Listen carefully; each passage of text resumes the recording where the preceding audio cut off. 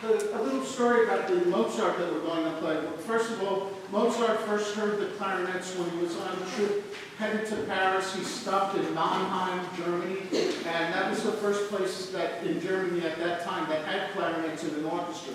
And he was just thrilled with the sound of the clarinet, wrote to his father and said, I wish we had them in Salzburg, where we were living. And later on, he went on to write the great pieces for the clarinet in our beginning repertoire, including the Mozart Clarinet Concerto. This is a part of a movement of the Gran Partita.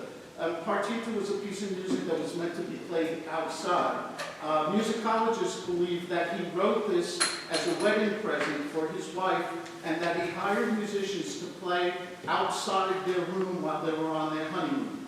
So the rondo from the Gran Partita.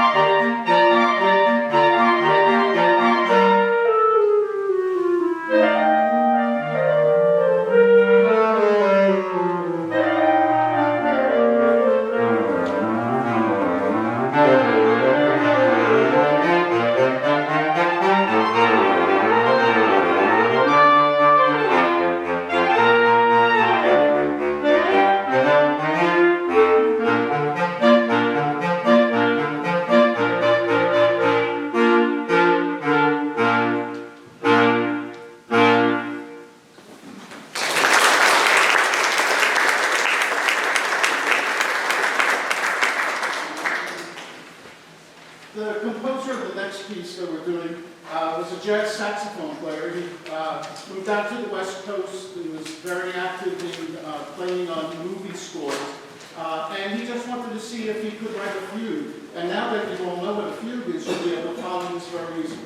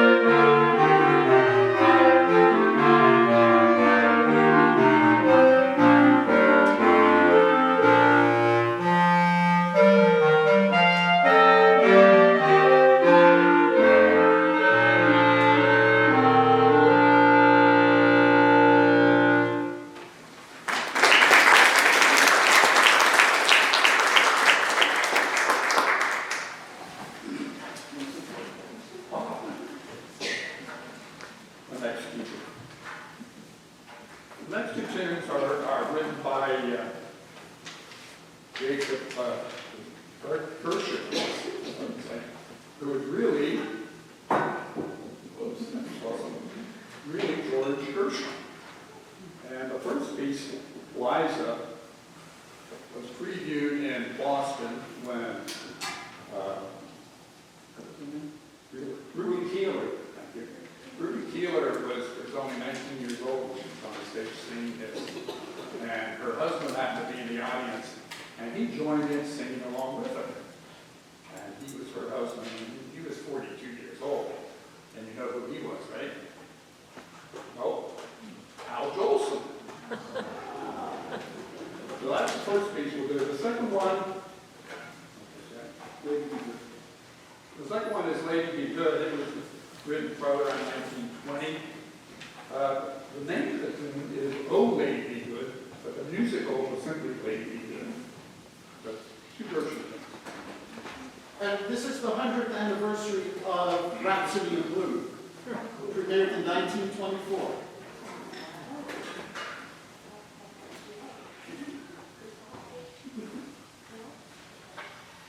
Joe's father was the principal clarinet in the Cincinnati Symphony and actually got to play Rhapsody in Blue with Gershwin at the piano.